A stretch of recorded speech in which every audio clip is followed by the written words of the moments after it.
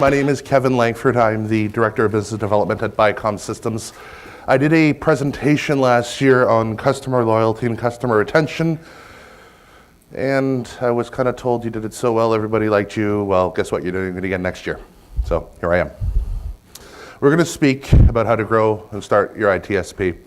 4 key points I'm going to speak with. First of all, it helps if I put the presentation on.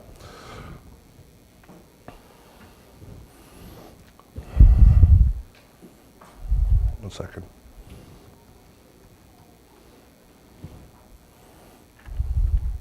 We'll start off with that.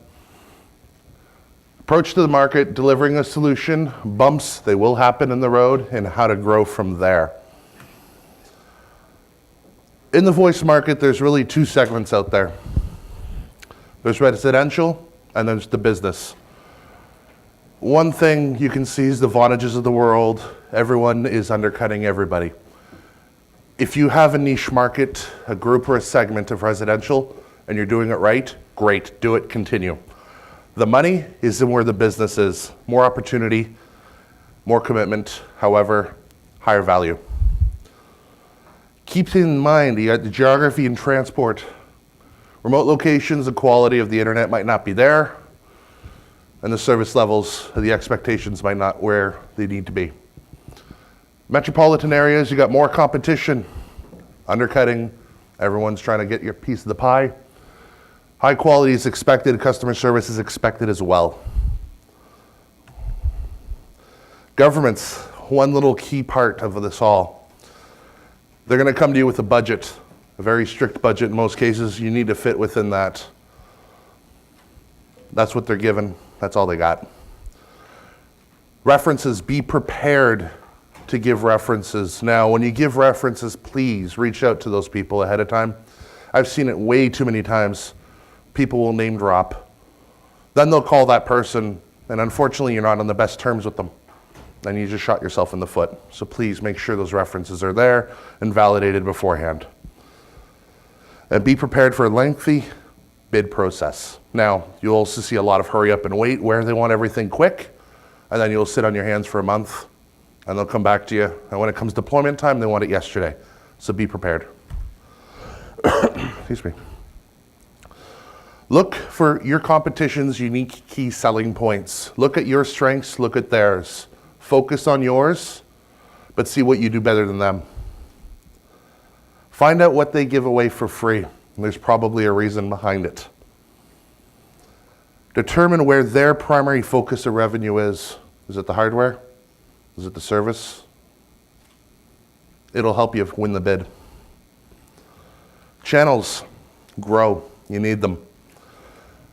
Resellers and VARs out there, they will help you grow. Granted, the revenue on your side and the profit won't be as high, but if you got 4 people out there helping you grow, the name will get out there and you'll elevate. And direct selling is always a great thing.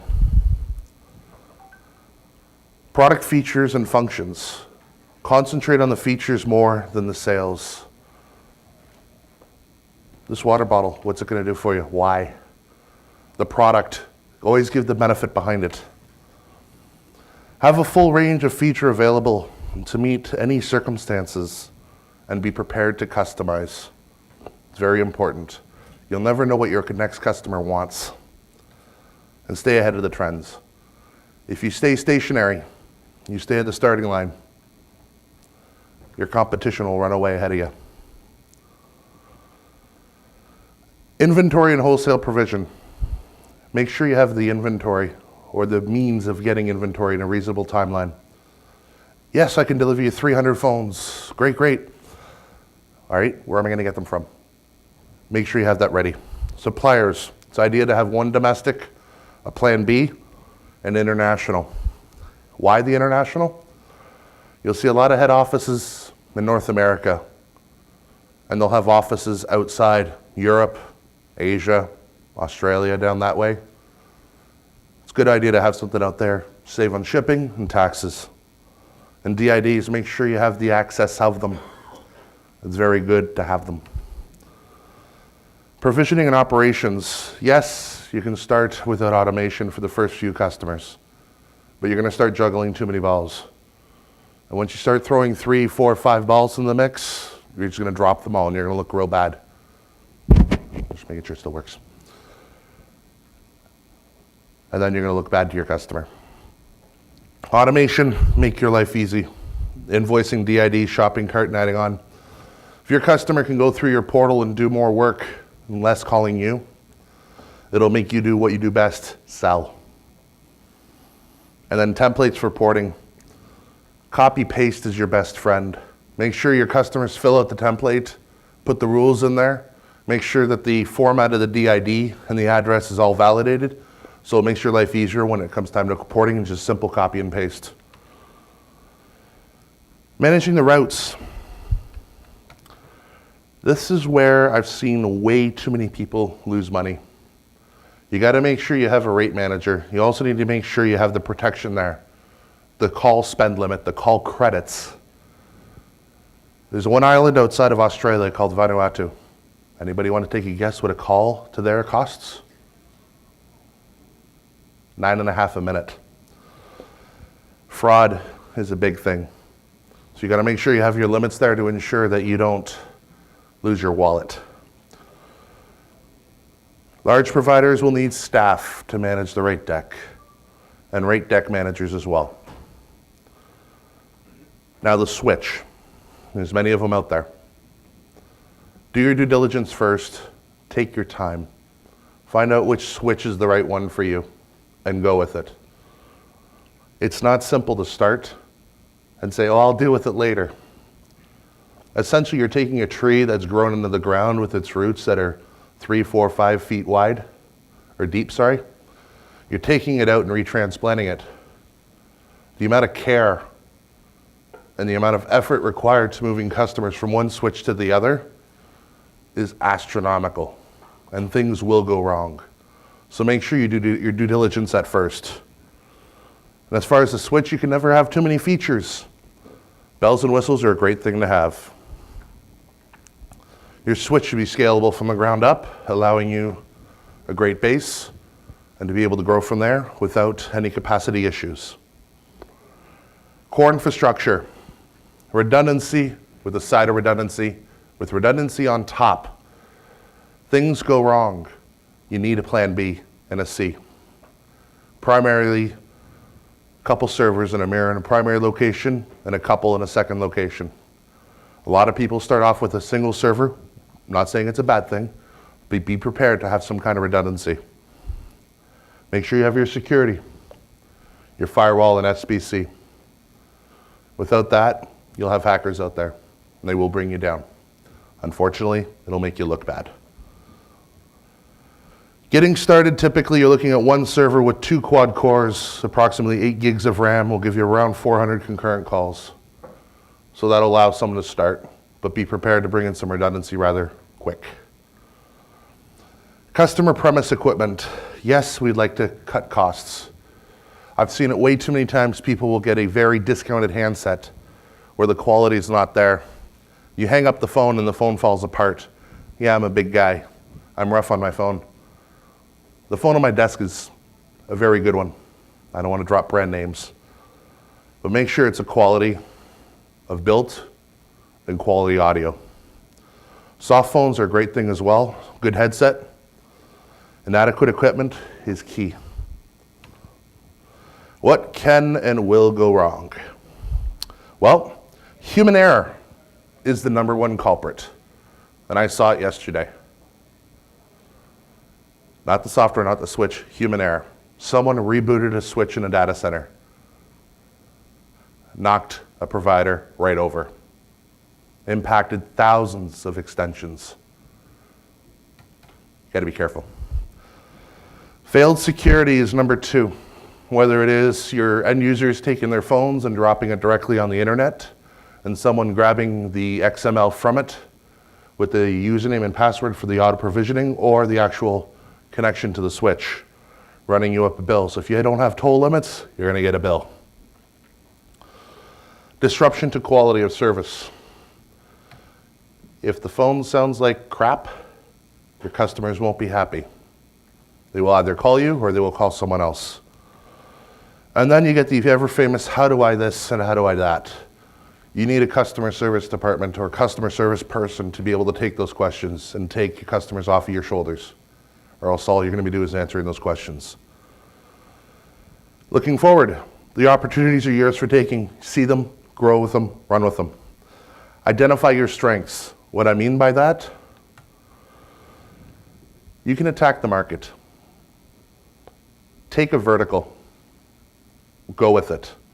Whether it's fast food, insurance business, car department, car sales companies, take that vertical and run with it.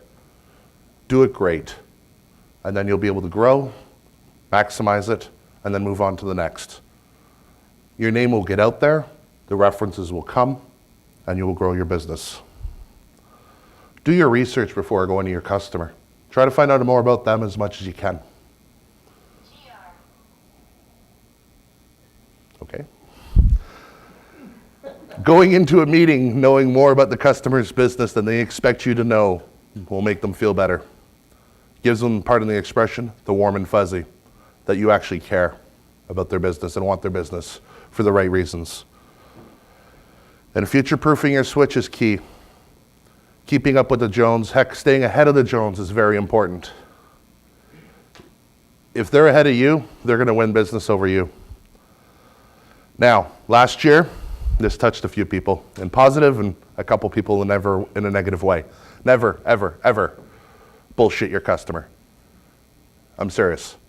If something goes wrong, don't be quick to react and give them an answer. Give them an educated, factual answer. Find out what happened, who screwed up, how you guys are going to repair it, and ensure it's not going to happen again. If you simply start saying this happened, this happened, this happened, and it turns out that's not the case, or you try to bury it somewhere, the ghost will eventually come and haunt you and make you look like a liar, and you'll lose the trust of your customer.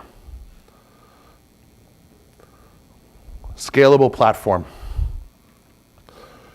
You need something that's going to support your growth. It's great to start small, but you need something that's going to allow you to grow. The last thing you want is an apartment building where you can only have 50 tenants, and then you're going to have to transplant it somewhere else. Make sure you have the capacity. Cheap platforms are great, but you get what you pay for. And unfortunately, if you fall flat on your face, you'll lose your customer's trust, and then it'll take you too much time to pick up the pieces. Something with capacity of unlimited extensions and tenants will let you to grow. Add value. The more technology you see, AAS is a word that you'll see a lot. Unified Communications as a Service. You got mobility. CRM integration is a buzzword that's been appearing more over the last year. Make sure you have those tools in your back pocket. It will help you win deals. Widen your customer base, expand into new markets. As I mentioned before, different verticals. Stick with one or two and grow from there. It'll allow you to do great. Keep up with your competition even into the future. Know what they're doing. Don't be afraid to research their website. See what they're doing. And maybe it'll give you some few ideas to run off of. Heck, I do it. Future proofing. Keep up with your current and upcoming trends. As I mentioned before, UC, AAS, mobility, CRM integration. The ones out there, they keep adding. You know, you don't have your basic 5 anymore. You probably have about 10. The next thing you know, you'll have 20 CRMs out there. Mobility keeps growing. Different version of iOS and Android. You got to keep up with those securities and different versions of it. And choose a partner that updates their technology frequently. Because if you just stay stagnant, you're not going to grow. And then your customers will find someone who has. Customer loyalty, what I spoke last year.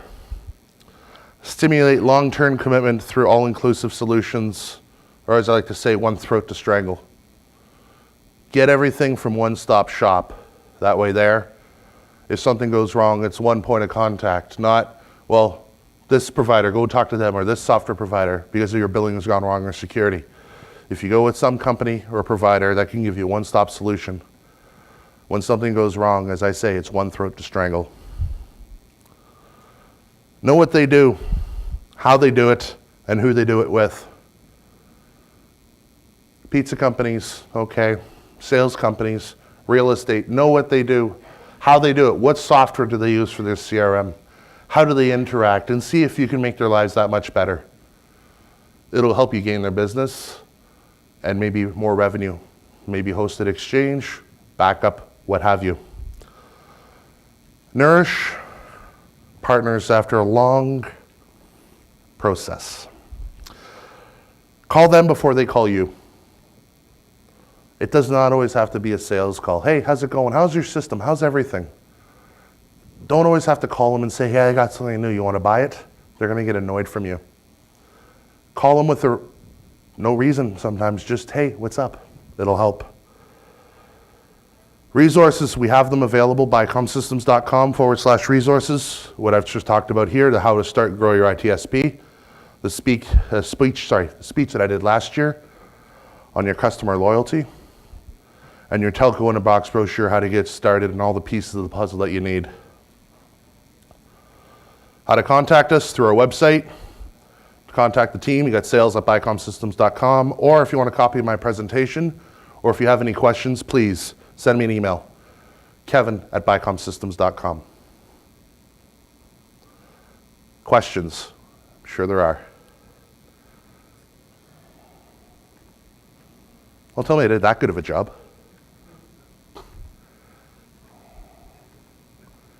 Anybody have questions? Okay, so typically when you go for web format, Yes. you emphasize that quite a lot, that it should be the web format. So give us an example. You don't have to put names on it. Sure. Insurance companies, restaurants, franchises, even from there. Service industry, car industry, automotive, so on and so forth. I've got customers that focus on specific industries where the word gets around. Insurance is one. One of my resellers are doing really well. The word gets around through the insurance market. Another customer is in the service industry where a disaster strikes. Your house had a flood because the dishwasher overflowed. That niche market there, the word gets around. All the franchisees talk. Hey, who you get your service from? Who you get your service from? Then you're getting a phone call. So if you want to concentrate on several, not a good idea. You can, but if you stick on one or two, it'll allow you to go with it, run, and people will reach out to you through references and referrals. So what sort of phones would you use right now? Would you take 10 different phones and use them, or would you use different? If you give your customer too many choices, it's just going to allow them to go back and forth. Typically deliver a menu board of 4 or 5 phones, 6 phones that you want to support, that you have in stock. And you can label it the reception phone, the executive phone, the basic phone. So that way there, it's a presentation that you can give to the customer in a simple 1-page, 2-page PDF to allow them to make their decisions in a better way. Please. For some of these smaller local markets, do you recommend a master slave or publisher subscriber or a network? Can you give me an example without dropping names? Okay. Master as in the franchisor?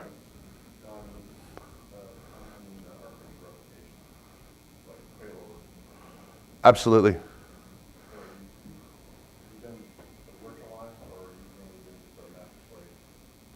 We can do both.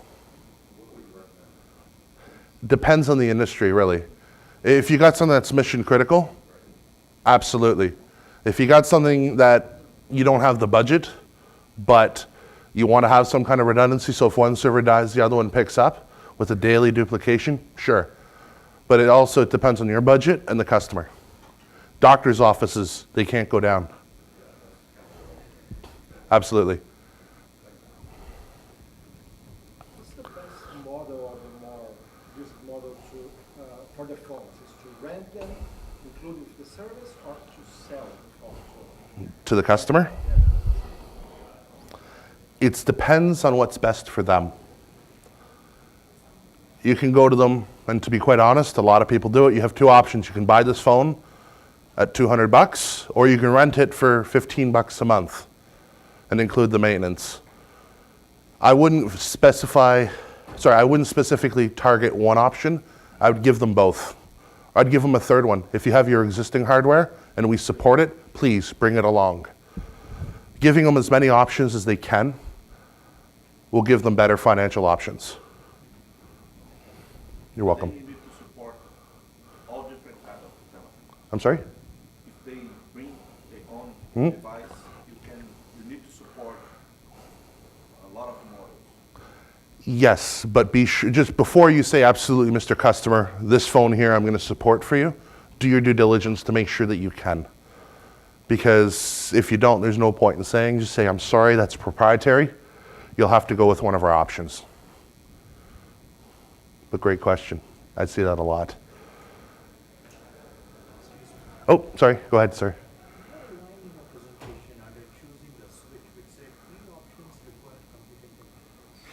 I'm sorry, I'm having a hard time hearing you. My ears are plugged. Yes.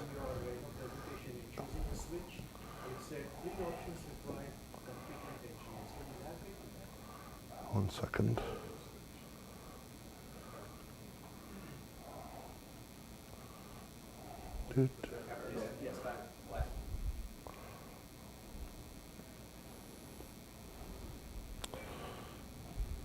Sorry, the question again was? On which one, sorry? Free options. If you give something for free to a customer, they're going to come to you saying, can I take this, but I want this and that. Don't be afraid to put a value beside your product. Because if they see free, they're going to think, we can modify it, we can put requests in. Hey, I want it to do this. Hey, I want it to do that. Don't be afraid to put a price tag beside it. Even if it's 50 cents per extension per month, you put a value beside it, you're not giving away the house. Does that answer your question?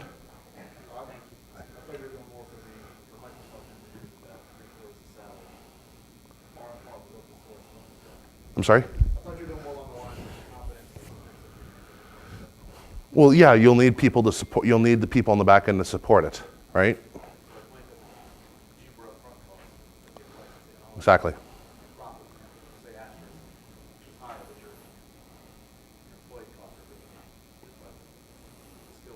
Essentially, be careful what you wish for.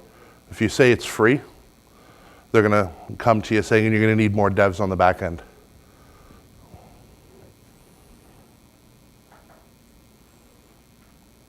Any other questions? Well, thank you.